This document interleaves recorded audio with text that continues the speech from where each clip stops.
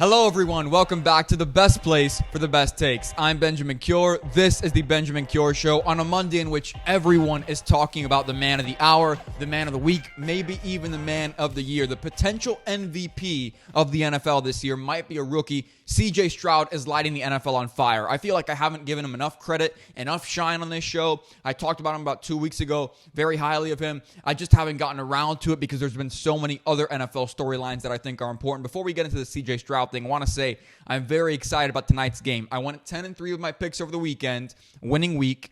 Nice backdoor cover there from the Raiders, who made a comeback on the Jets, who had the early lead. And that means that I'm 10-3 now on the week, and I am 99-50 overall on the season, according to my ESPN picks record. Tonight, I'm picking the Buffalo Bills. I'll talk about that Monday Night Football matchup a little bit later in the show. But if they win tonight, that means I'll go 150 so far this season. Much better record than I had last year. Last year I had a winning record, but not this good. We're above 600, potentially above 650% win percentage tonight. So I'm excited about that. But CJ Stroud, everyone on morning TV is saying it.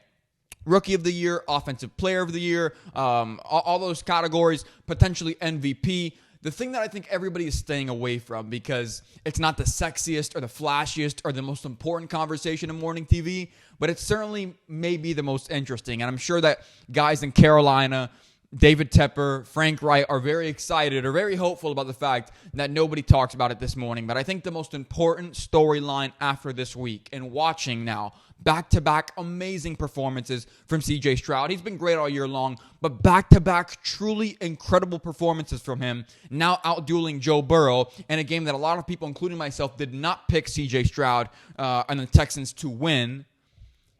You look at Bryce Young and you look at CJ Stroud. You look at the tape, you look at the numbers, you look at the stats that they've put up, what they've done for their teams. Two things can be true. I'm not going to bury Bryce Young. That's not what this is. But two things can be true. Number one, Bryce Young needs more time to get it right, and he still has a chance to be a good quarterback in the NFL. The second thing that can be true on this Monday, CJ Stroud was a better pick. The Carolina Panthers absolutely messed that up.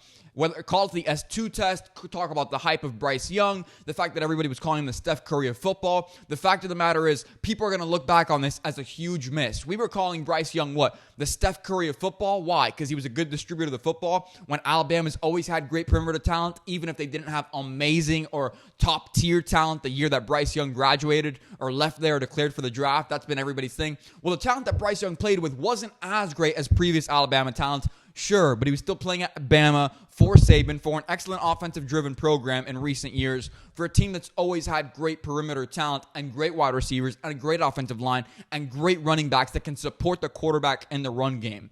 When we look back at this, people are going to feel stupid. CJ Stroud was the bigger quarterback, was the better armed quarterback, had a cannon of an arm, was potentially the more, could make all the throws, right? Bryce Young, a lot of good intermediate stuff, kind of what you see from Tua, right, in terms of pro comparison, good distributor of the football, if nothing else. But when it comes time to sling that thing late in games, when you're trying to outduel some of the better quarterbacks in this league, a Josh Allen, a Joe Burrow, a Patrick Mahomes, a Justin Herbert, CJ Stroud has shown us that he can do that. Bryce Young, he's already missed the game. He was a smaller player. I told you before the year started, before Bryce Young was even drafted to whatever team was going to pick him, we assumed it was the Panthers, but we weren't 100% sure. I said on this show, it's not that I have anything against Bryce Young or anything against players when I speak or when I critique them or anything like that. But to me, he's a smaller player in a league where he's going to take a lot of hits, where even though the league has become more quarterback-centric, quarterbacks get hit a lot, and they still get hit hard, and you're going to have to be durable over an 18-week, 17 regular season game season. Could he do that? I wasn't quite sure. He already missed a game earlier in the year. He's proven that he kind of needs coaching in order to succeed. Most great quarterbacks do. Most quarterbacks do, period. I'm not knocking him for that. But CJ Stroud, to his credit, we never thought the Texans were going to be this good. I picked the Jaguars to win that division. I never thought in a million years the Texans would already be a formidable organization, a playoff contender, a playoff dark horse. But that's where we find ourselves today. this year's Texans are better than last year's Lions. And I felt so highly about last year's Lions, particularly in the second half of the year when everybody realized this team had a lot of talent. They just didn't show it early on for whatever reason. It didn't come out until the second half of the year. And they were our dark horse team, and we knew they wouldn't make the postseason. But this year's Texans, they're already off to a hot start. C.J. Stroud came onto the scene guns blazing, no hesitancy, no uncomfortableness in the pocket. Sometimes I feel like when there's impending doom or an impending rush, Bryce Young, not to say that he doesn't have poise at the next level, but he gets nervous. He makes decisions a little bit brash, a little bit quicker than maybe he should. He's not willing to stand in the pocket and take those hits because he himself knows he is a smaller quarterback at the position, and hits have already hindered him from making a start time and time again. He's missed one game this year. The other game was a bye week, but I know he's missed one game for this year for a fact. And then C.J. Stroud, he looks the part. He's strong. He's big. He can run. He's got, I believe, 2 rushing touchdowns on the year in addition to his 10 passing touchdowns. I think he has 15 passing touchdowns overall this year. His stats are incredible. He is top 10. I found this insane. Let me see if I can pull it up here because I was looking at it just moments ago before the show started. Let me pull it up here, and I apologize, as I should have had this ready. C.J. Stroud is top 10 in all of these passing categories. Passing yards, fewest interceptions, yards per pass attempt, yards per completion, passer rating, yards after catch per completion, pressure percentage, third and fourth quarter passer rating, touchdown passes inside the 10, and third down conversions by air. All of those stats are incredibly impressive, especially to me. The one that I think won't get enough shine is the touchdown passes inside the 10. Inside the red zone, everybody's going to, and people who think they're football fans but are just fans at the end of the day, they don't analyze the game, are going to say, well, he's inside the 10, he's inside the red zone. That's easy. No, it's not. Just because you're closer to the objective here doesn't mean it's easier. It's a tight space. You're more limited with your play calling. It comes down to the talent and the schemes that you have, and it really relies on the quarterback. Look at Dak Prescott. He is traditionally struggled in the red zone. I'm sure he's better this year, especially when you look at how he's playing, because he's playing better right now, especially over the last 3 or 4 games. But that is a stat that to me matters. So C.J. Stroud, already top 10 in those major passing categories as a rookie. I mean, I think it's the lock. I think it's undeniable at this point. C.J. Stroud is Offensive Player of the Year, in my opinion. He is the Rookie of the Year, and he may very well end up being MVP. He is, in my opinion. If the season ended tomorrow, C.J. Stroud is the MVP. 2 touchdowns, 15 touchdowns, 2 interceptions. He's been lights out. And people may say, well, the yards aren't quite there, or the completion percentage isn't quite there when you look at the last 5 MVPs in the league. But we've already seen precedent in recent years, especially when Aaron Rodgers won his MVP. Hey, this league, in terms of MVP voting, they favor a hyper-efficient quarterback who throws a ton of touchdowns and very few interceptions. That is C.J. Stroud. And to me, on this Monday, it is a lock. C.J. Stroud, to me, is the MVP if the season ended today, and he has just blown the socks off of everybody. And I do think it is fair to question, although a lot of people will be scared to, and it won't be the conversation in mainstream media this week, it's fair to question if the Carolina Panthers missed by picking Bryce Young over C.J. Stroud when C.J. Stroud has already shown you he's a top 10 quarterback right now. He has the ceiling of a top 5 quarterback. He's already number 6, in my opinion, in the league this year. He has proven that. He might already be the MVP of the league. He's certainly the Offensive Player of the Year, the Rookie of the Year. There are certain things that just lead you to believe, you know what? Maybe Bryce Young, the hype and the coaching system he came from and the school in which he played at, we gave that a little bit too much credit, a little bit too much hoopla in the pre-draft process when C.J. Stroud, the bigger guy, the stronger guy, the more capable guy, was right there all along. That S2 test is absolute BS. I don't think anyone will ever trust that thing again. That was a ridiculous narrative, and I'm very happy for C.J. Stroud. So I'm looking on social media, and while there's a ton of support and hype surrounding C.J. Stroud right now, I still feel like there's a lot of hesitancy out there in terms of top 10s, and people are upset when I put him in my top 10 just a few weeks ago on this show. A lot of hesitancy around the league to embrace who C.J. Stroud is. People hesitant to say he's a top 12 or he's a top 10 quarterback. Let me put it to you this way. For real football, if we were general managers in this league, right, let's come up with a mock situation here, quarterback redraft. If the entirety of the league lost their quarterback today and they were all redrafted, this is what it would come out to. Patrick Mahomes would be the number 1 overall pick. I know he struggled this year. I know everybody says, oh, the turnovers are up, the touchdowns are down. Everybody who is a competent football fan or football mind who watches it, if you were a GM, any GM in the league would still pick Patrick Mahomes as the first overall pick if there was a quarterback redraft in the league. To me, Joe Burrow is still a solid number 2. He has been for about the past 2 years, if we're being honest. He's never lost that spot. He always has a rough September, a rough start to the year, and he's always cooking by the time the season rolls on into what we call more important football down the stretch of the year in the postseason. 3 to me would be Josh Allen. And I know I think a lot of people are going to have a problem with that because they may say, well, Jalen Hurts deserves that spot. To me, you're picking the quarterback here. You're not getting their offensive line. You're not getting their weapons. You're not getting their defense. You're not getting their coaching. You are just getting the talent. So to me, it still makes sense to go Mahomes, Burrow, Allen. Allen is, I think, a better individual talent, and I think he's shown you can do more with less than Jalen Hurts. Although the turnovers are a questionable thing for most people, including myself, that has been a worry of ours. But I think Josh Allen, strictly the quarterback talent, with no coaching, with no offensive line, you're just getting the guy. Josh Allen probably still ahead of Jalen Hurts at this point, but Jalen Hurts is right there, right afterwards. Jalen Hurts has shown you he's a true dual threat quarterback. He can throw the ball regardless of what anybody says, regardless of what scouts believed. He developed accuracy. Now, whether that's credit to the coaching or credit to just being in the league for a couple years now, he's done it. I'm not questioning him anymore. To me, he's 4. 5 is Justin Herbert. A ton of people are probably going to have a problem with that, especially because of the close losses, the many losses, the lack of success in spite of coaching, I think a lot of people will point to.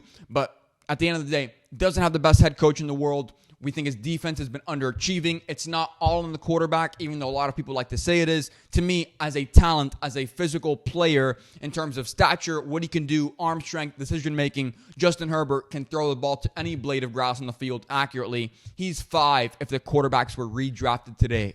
Number 6, it's already CJ Stroud. It's not Lamar Jackson. It's not Tua. It's not Dak. It's not Jared Goff. It's not Trevor Lawrence. And while we like some of those guys and we like their different attributes, it's not them. CJ Stroud has already proven at this point he's probably going to be the MVP of the league this year. He's certainly the most efficient quarterback in the league this year. When you look at touchdown to interception ratio, he's been on fire. To me, he's 6. Because what do all of these guys have in common?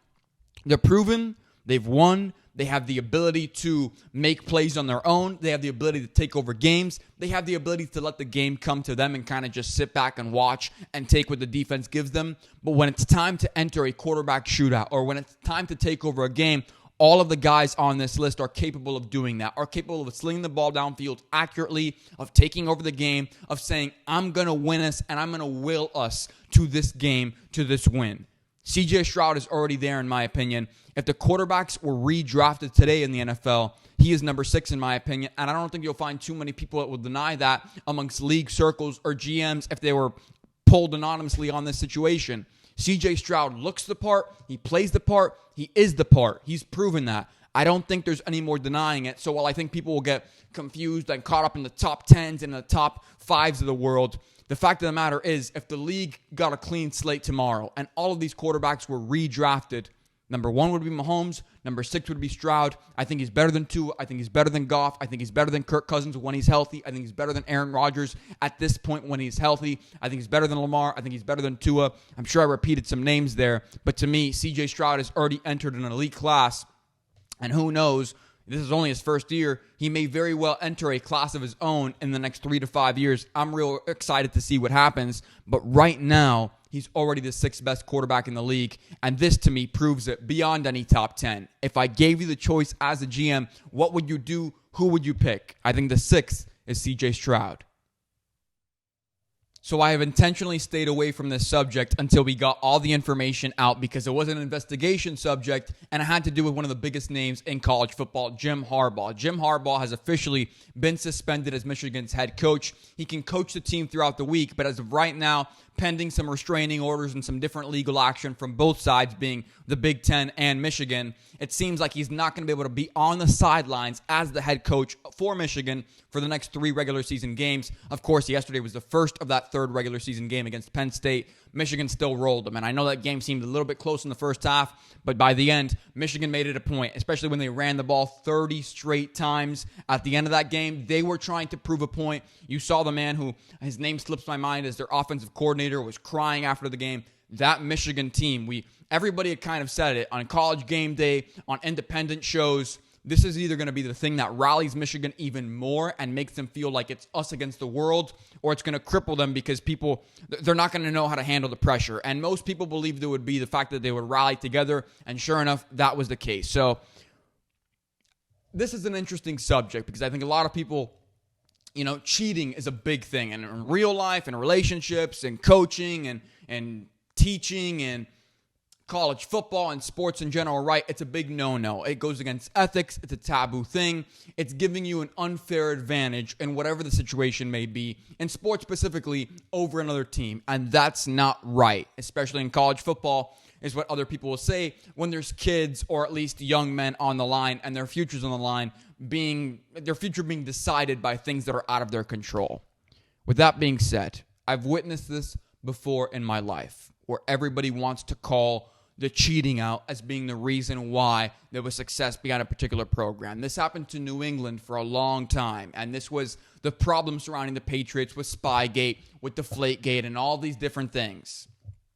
And it was harder back then because I feel like the fury for Tom Brady, a Michigan grad, by the way, it was a little bit hotter. It was a little bit more angry. There was a little bit more hatred behind it for most of the years until he came to Tampa Bay and he got older and he left New England and people realized he's a guy's guy and he's also a great football player. We can stop denying it now. But there was, for years, I would always try to find a way with friends who would bug me about why the Tom Brady-led Patriots were still good in spite of cheating and why it wasn't the reason or the main reason for their success. When you look back, and I think a lot of people have said this since then, at Tom Brady and that Bill Belichick team and that Patriots team that took on the Colts in the Deflategate situation, and they beat them like 38-3. It was a walloping. I don't even remember what the score was. Can two things be true? Were the balls deflated? Yes. In recent years, we've come to find out that maybe the balls weren't even deflated as much as we had previously been told. And that has certainly been a storyline in recent years where, was it a witch hunt against Tom Brady and the Patriots? Maybe so. Maybe that's exactly what that was. But even before that information came out, when it really was Tom Brady and the Patriots versus the world during the beginning of that Deflategate scandal, that's a lie.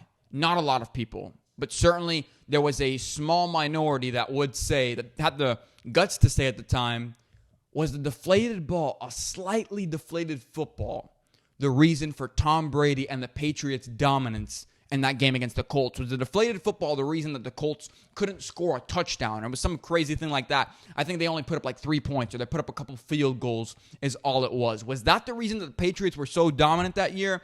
And I dare say no. So cheating should not be the only reason why we attribute wins and losses to a team, even when they get accused of it. And I kind of want to bring it back now to the Michigan thing. The Michigan thing that bothers me is that in their own report, and I was reading through it this morning, it's not 100 pages, but it is 13 pages, so it took a while to skim through and read it. And I heard Rich Eisen say this over the weekend, one of my favorite broadcasters out there, who I always have felt like has a good tap on what's going on in the sports world. And he himself said it, and I made sure to read the document myself, that way I could say it. This is what the Big Ten said in page 2, this is the opening line to one of the paragraphs on page 2, the Big Ten's report against Michigan in terms of why they are being disciplined. We impose this disciplinary action even though the conference has not yet received any information indicating that head football coach Harbaugh was aware of the impermissible nature of the sign-stealing scheme. This is not a sanction of Coach Harbaugh. It is a sanction against the university. So you're telling me you're not punishing the university, or you're telling me you're not punishing the coach, you're punishing the university, but the punishment for the university is punishing the head coach and taking him off the field? This is ridiculous, and this is a problem that so many people over the years have had with the NCAA and with the Big Ten and with college football's governing bodies in general. And I've never been one of these people that likes to piggyback off what other people say of, oh, the NCAA gets in the way of everything, or the Big Ten or conferences in general get in the way of everything, or they spoil the fun, or they have no idea what they're doing. But as I've gotten older, I've come to the conclusion on my own that most college football governing bodies and the NCAA themselves have no idea what they're doing. How would they dare to, in a legal document or something that they think can be used in court against them, or something that's going out to the public fans in general, how dare the Big Ten write, we impose this disciplinary action even though we have no evidence that the coach did anything wrong? Well, you're punishing the coach.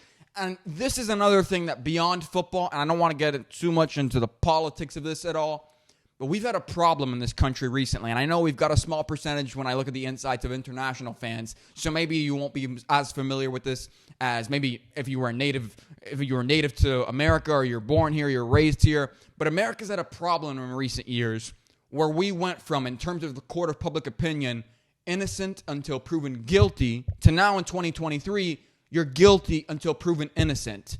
We've talked and we've heard about Connor Stallions doing something wrong. And we've heard about wrongdoings on behalf of Michigan and on behalf of Jim Harbaugh and the whole sign-stealing thing. And we've been told that bombs were going to come out and that we were going to hear some major things and some major smoking guns and some red-handed stuff, and that we were going to see documents or videos or surveillance footage or proof or documents that say Michigan was stealing signs. But at this point, about 4 weeks into this narrative, we haven't heard a thing. And on the contrary, even further than that, now we have learned that there have potentially been other teams in college football, other teams within the Big Ten. I'm not going to name any names because they're not confirmed, but we've all seen the reports that other teams were also up to no good and stealing signs of their own and trying to gain a competitive advantage. I've heard countless former players and former coaches say this over the past couple weeks, and it's been burned into my mind.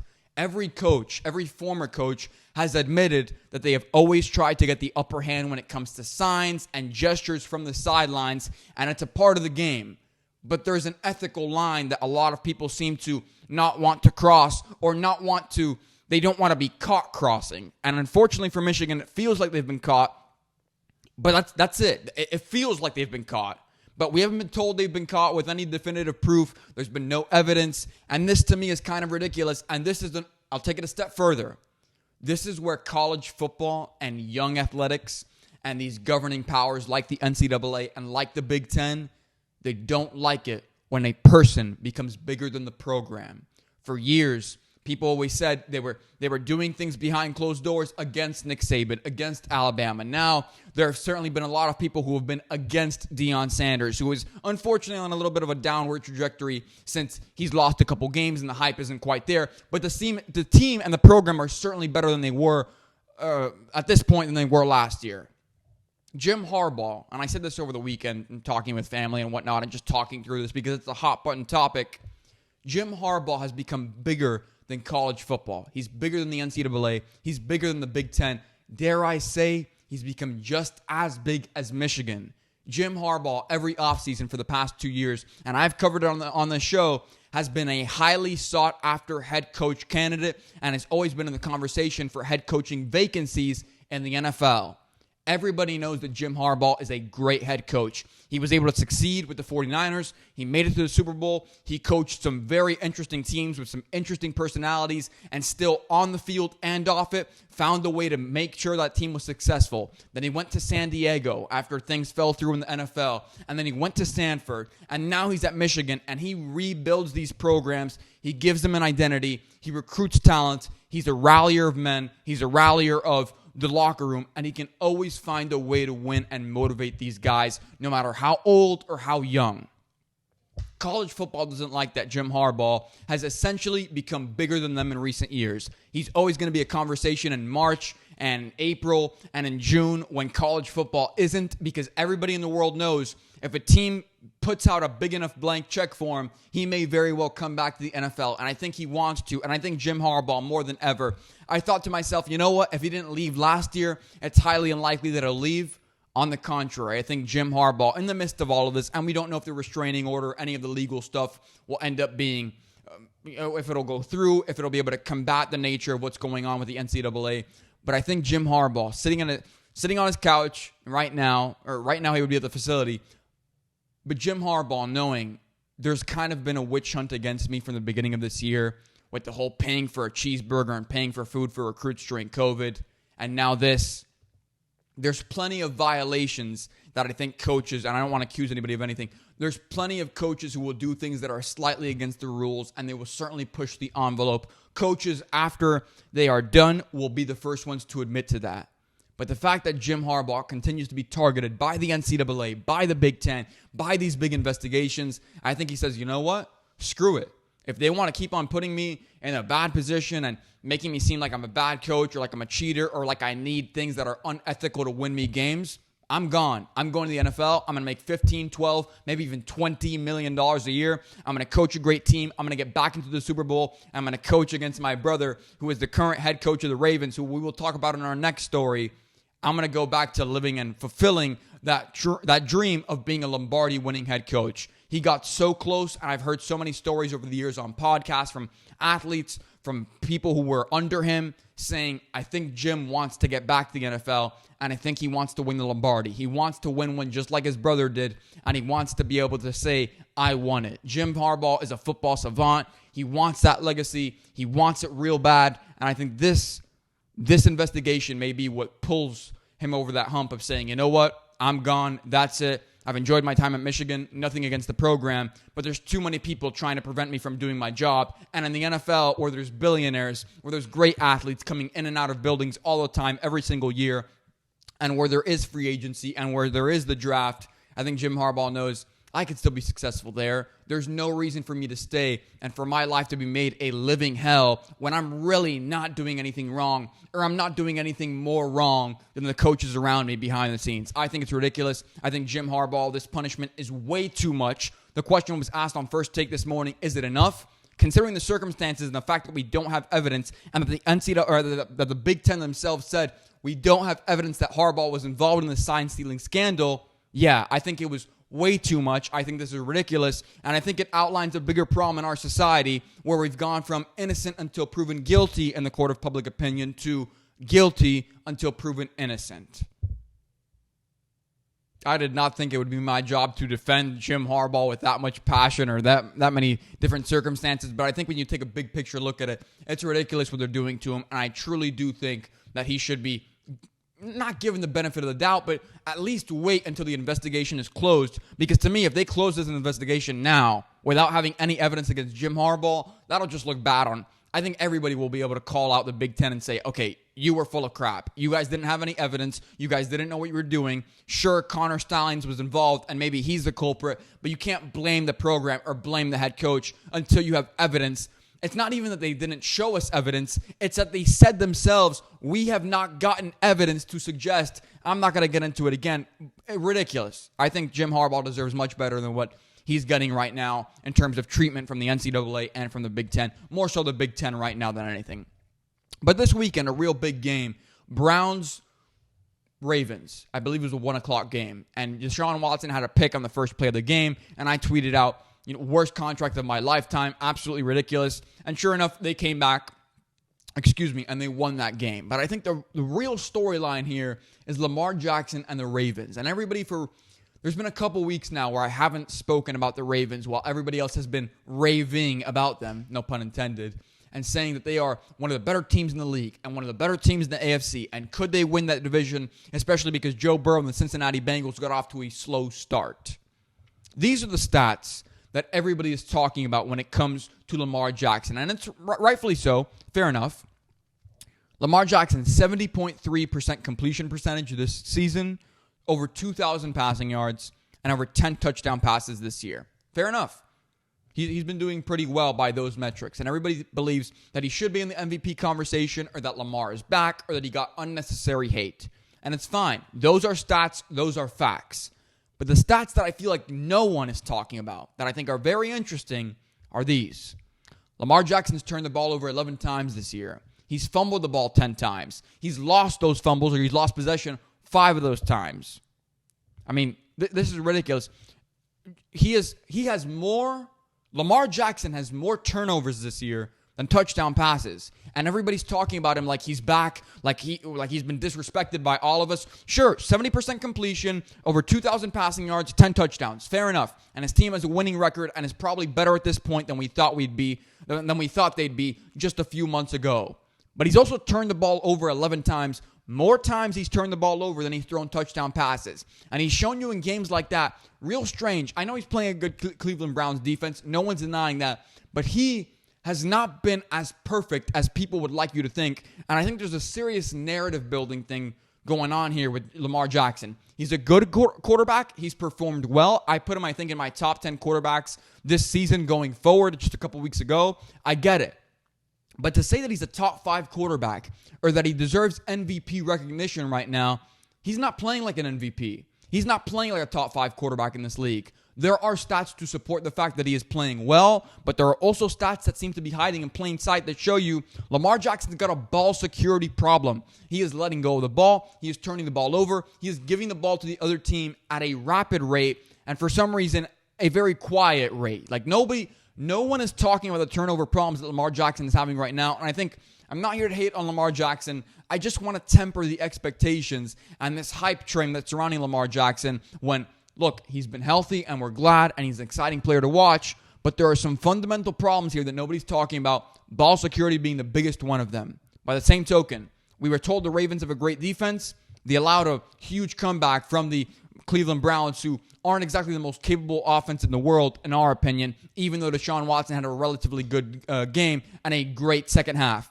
Deshaun Watson went 14 for 14 in the second half. That's an indictment on the Ravens defense. Another stat that I heard said on First Take today that I thought was interesting, Ravens were 2 for 8 on third down conversions yesterday, and the Ravens also have 7 fourth quarter leads blown since the start of last year. Yeah, the Ravens have a fundamental problem in close games. Another thing, last thing here when it comes to the Ravens, everyone wanted to tell me over the past 2 weeks, point differential. The Ravens have the best point differential in the NFL.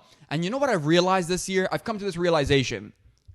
People that care about point differential aren't necessarily the biggest football minds in the world. What they care about is, as a football fan, they probably care about sports gambling, spreads, money lines, all that good stuff when it comes to the point differential. But this year, every time I've talked about a team that has a high point differential, they're a team that lets us down. They're a team with a lot of hype. That's probably one of the better top 10 teams in the league, but they're not a top 5 and they're not a Super Bowl contender. They just beat down on specific opponents that are pretty bad. The Ravens, the Bills, and the Miami Dolphins have all been talked about this season as a team that has a super high point differential. And all of them, we don't consider any of them to be a Super Bowl contender. None of them have a good enough defense or a good enough offense or a complete enough team to be able to be in that conversation. And every time they have a chance to prove that they should be in that conversation against a good team, a formidable team, they all come up short. The Miami Dolphins have come up short time and time again. The Bills have come up short time and time again on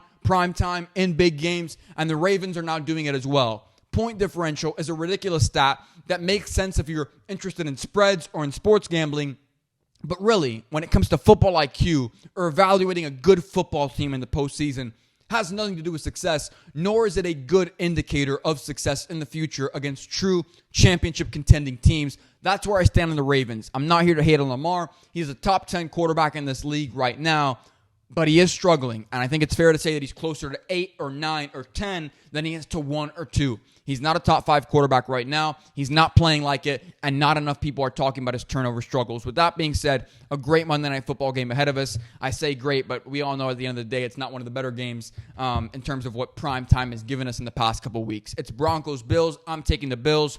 Hopefully that'll push me to 11-3 on the week and 150 overall. Thank you so much for tuning in. I am very excited about this football season. We are rolling. There are certainly a lot of narratives being built across the NFL, and it feels like we're starting to see which teams are the real deal, which teams deserve to be in our contender conversations, and which ones may be pretenders. You just don't know it yet. With that said, until next week, I'm Benjamin Cure. This is the Benjamin Cure Show. Thank you so much for tuning in.